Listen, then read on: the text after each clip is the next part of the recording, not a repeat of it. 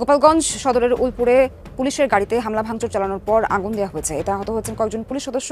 টান উত্তেজনা চলছে গোপালগঞ্জে। এনসিপির পদযাত্রা ঠেকাতে নিষিদ্ধ ঘোষিত ছাত্র সংগঠন ছাত্রলীগের নেতাকর্মীরা এই কাজ ঘটিয়েছে। দর্শক, আমরা কিন্তু আপনাদেরকে দেখাচ্ছি সবশেষ কি পরিস্থিতির মধ্যে রয়েছে গোপালগঞ্জ, এবং এই সেই রাস্তাটি যে রাস্তাটি তারা অর্থাৎ ব্যারিকেড দিয়ে আটকানোর চেষ্টা করছিল।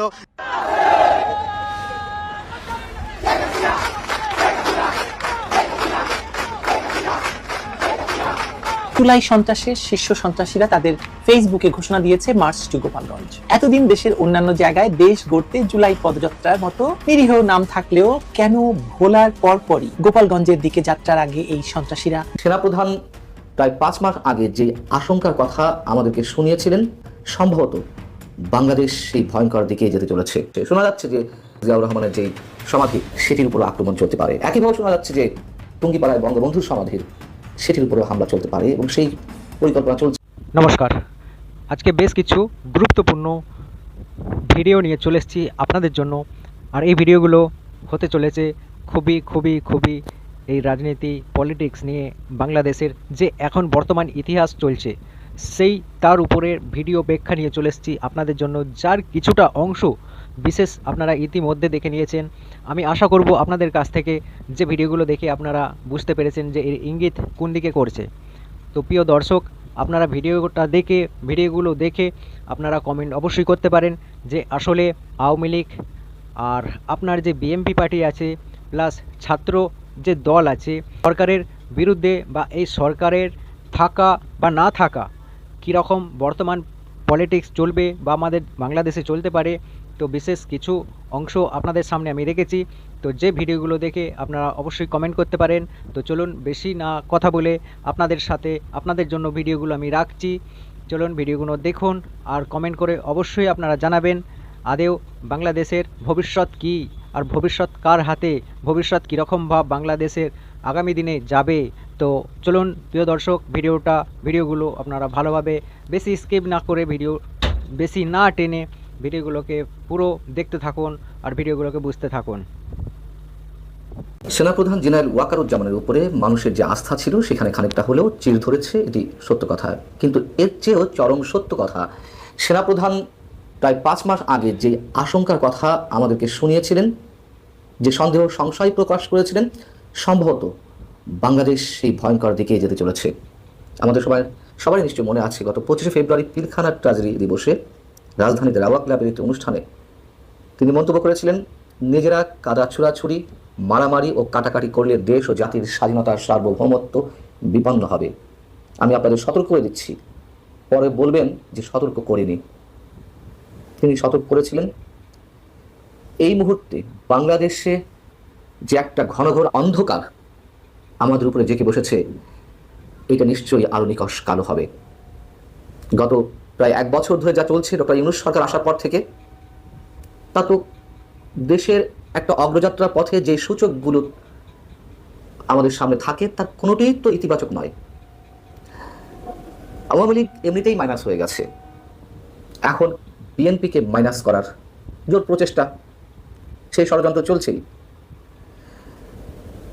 এবং 111-এর সময় যে -2 ফর্মুলার কথা আমরা জানতাম, সেটি ছিল 2 দলের 2 নেত্রীকে মাইনাস করা। এখন প্রধান বৃহৎ 2 রাজনৈতিক দলকে মাইনাস করা। বৃহৎ 2 রাজনৈতিক দলকে মাইনাস করার মাধ্যমে যদি কোনো ধরনের শুভ শক্তির সূচনা ঘটত, আমাদের মেনে নিতে কোনো সমস্যা ছিল না। কিন্তু কি দেখতে পাচ্ছি আমরা? আক্রমণ পাল্টা আক্রমণ তো চলছেই। কিন্তু মাত্র কয়েকদিন আগে রাজধানীর মিটফোর্ড হাসপাতালের সামনে একজন ব্যবসায়ীকে যেভাবে মধ্যযুগীয় বর্বরতায় হত্যা করা হলো, তারপর থেকে বিএনপিকে যেভাবে আক্রমণ করা হচ্ছে এবং স্পষ্ট একেবারে প্ল্যান ওয়েতে সব কিছুর বাস্তবায়ন চলছে।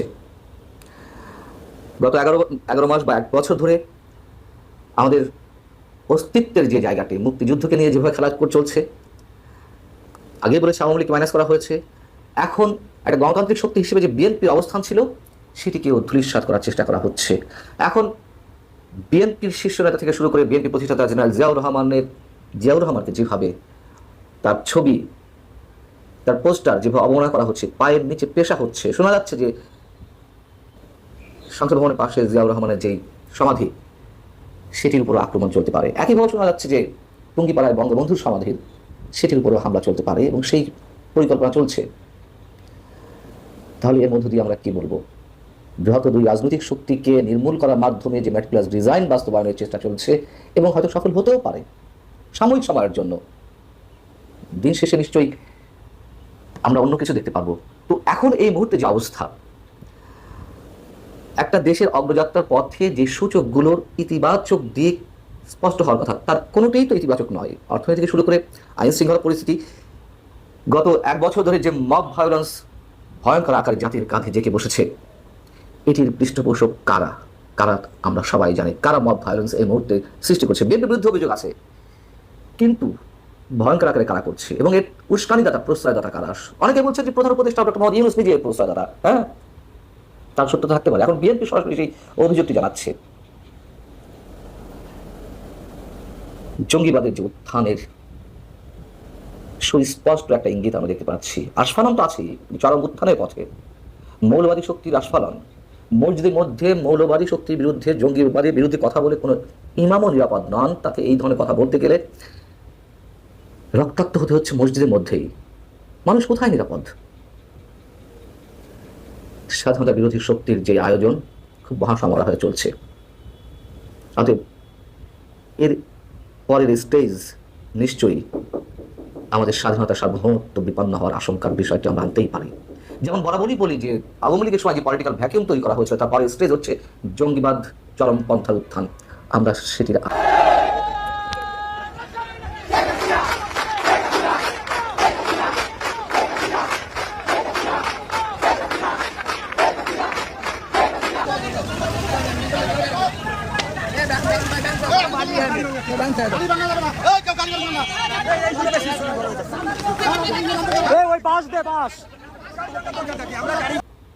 জাতীয় নাগরিক পার্টির জুলাই পদযাত্রা ঠেকাতে গোপালগঞ্জে বিভিন্ন সড়ক অবরোধ করেছেন নিষিদ্ধ ছাত্রলীগের নেতাকর্মীরা। পুলিশের গাড়িতে আগুন দেওয়ার পাশাপাশি ভাঙচুর করা হচ্ছে ইউনোর গাড়ি। সকালে জেলা সদরের উলপুরে পুলিশের গাড়িতে হামলা, ভাঙচুর ও আগুন দিয়েছে দুর্বৃত্তরা। আহত হচ্ছেন 3 পুলিশ সদস্য। সকালে নিষিদ্ধ ঘোষিত ছাত্রলীগের নেতাকর্মীদের জড়ো হওয়ার খবর পেয়ে উলপুরে যায় পুলিশ। এ সময় পুলিশের গাড়িতে হামলা চালায় দুর্বৃত্তরা। গাড়িটি ভাঙচুরের এক পর্যায়ে আগুন দেয় তারা। মারধর করা হয় 3 পুলিশ সদস্যকে। আহতদের সদর হাসপাতালে চিকিৎসা দেওয়া হচ্ছে। এদিকে সদর উপজেলার নির্বাহী কর্মকর্তার গাড়িও ভাঙচুর করা হয়েছে। মারধরে আহত হয়েছেন চালক।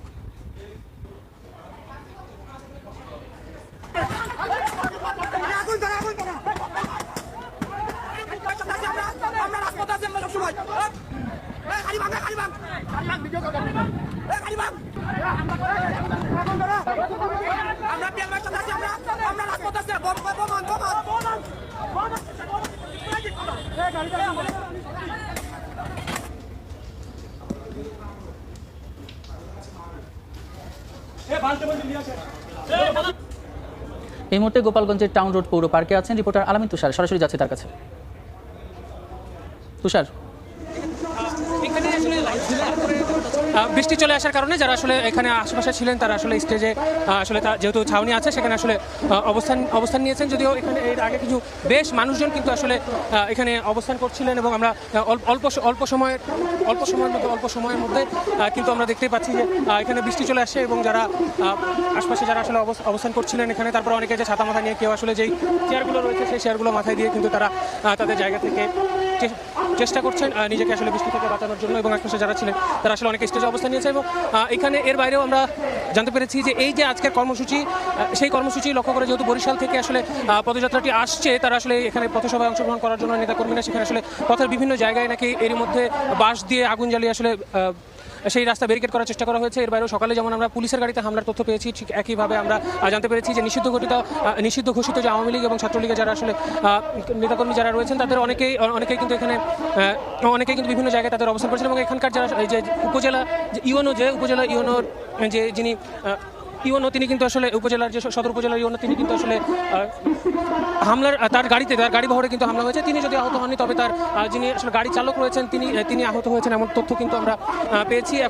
জুলাই সন্ত্রাসের শীর্ষ সন্ত্রাসীরা তাদের ফেসবুকে ঘোষণা দিয়েছে মার্চ টু গোপালগঞ্জ। এতদিন দেশের অন্যান্য জায়গায় দেশ গড়তে জুলাই পদযাত্রার মতো নিরীহ নাম থাকলেও কেন ভোলার পরপরই গোপালগঞ্জের দিকে যাত্রার আগে এই সন্ত্রাসীরা মার্চ টু গোপালগঞ্জ বলছে? তার কারণ শুধু এটি শেখ হাসিনার নিজের জেলা বলে নয়, আরেক কারণ এখানেই জাতির পিতা বঙ্গবন্ধু শেখ মুজিবুর রহমানের সমাধিস্থল। জুলাই সন্ত্রাসের মাধ্যমে 5 অগাস্ট ক্ষমতা দখলের পর থেকে তাদের উদ্দেশ্য ছিল বঙ্গবন্ধুকে বাংলাদেশ থেকে মুছে ফেলা। তারা সেই উদ্দেশ্যে দেশের সকল জায়গায় থাকা বঙ্গবন্ধুর ভাস্কর্য ভেঙে ফেলেছে, তারপর ভেকু নিয়ে গেছে ধানমন্ডি 32 ভাঙতে, ভেঙেওছে। সেনাবাহিনী পুলিশ দাঁড়িয়ে দাঁড়িয়ে দেখেছে একদল সন্ত্রাসী জড়ো হয়ে দেশের ঐতিহাসিক স্থাপনা ভাঙছে, কিংবা আওয়ামী লীগ করে বলে তাকে পিটিয়ে মেরে ফেলছে, আওয়ামী লীগ নেতাকর্মীদের বাড়িতে আগুন দিচ্ছে। তারা একসঙ্গে প্রধান উপদেষ্টার বাসভবনের সামনে জড়ো হয়ে আওয়ামী লীগ নিষিদ্ধের দাবি জানানো মাত্র রাত দুপুরে বৈঠক বসিয়ে আওয়ামী লীগ নিষিদ্ধ করা হয়েছে। এভাবেই তো সারা দেশে মব গঠন করে, মব উস্কে দিয়ে নতুন রাজনৈতিক দল গঠন করে তাদেরকে মাঠে ছেড়ে দিয়ে ডক্টর ইউনূস একটি মবের রাজত্ব কায়েম করেছেন। আমি তাদের নাম দিচ্ছি এখন মবসিপি। মবসিপি বলাটা খুব যুক্তিযুক্ত মনে হয়।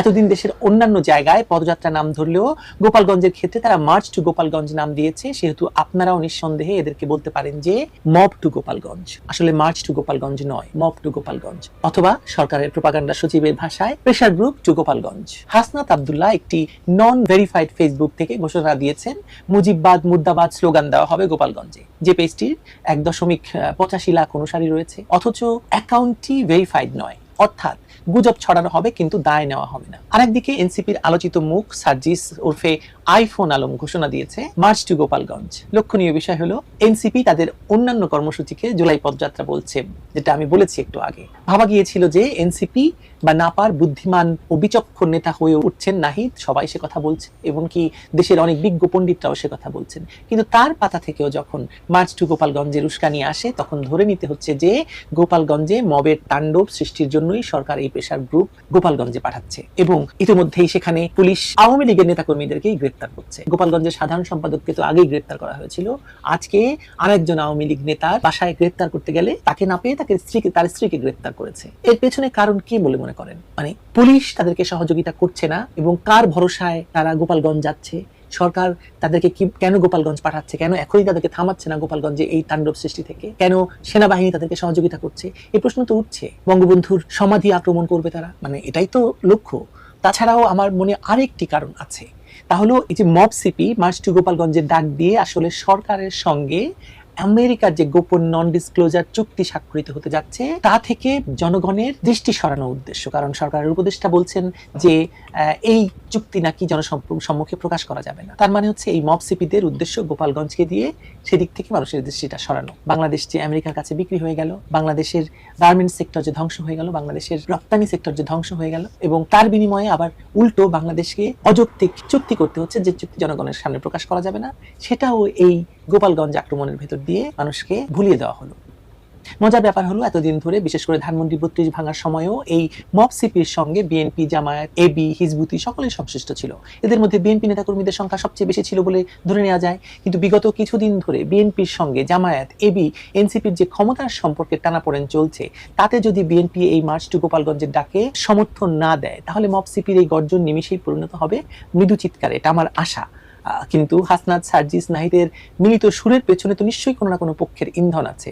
জামাত থাকবে, থাকতেই হবে, কারণ তাদের বহুদিনের শখ দেশের ক্ষমতা দখল করে মুক্তিযুদ্ধের সঙ্গে যাদেরই নাম জড়িত তাদেরকেই ধ্বংস করতে হবে। সেই হিসাবে বঙ্গবন্ধু তো জাতির পিতা, পাকিস্তানের নাম্বার 1 এনিমি। 71-এর পরাজয়ের বদলা তার কবরের উপর হলেও নিতে হবে, এটা তো আমরা সকলেই জানি না? মার্চ টু গোপালগঞ্জে নিশ্চিতভাবেই তাই পাকিস্তানি গোয়েন্দা সংস্থার অংশগ্রহণ থাকবে।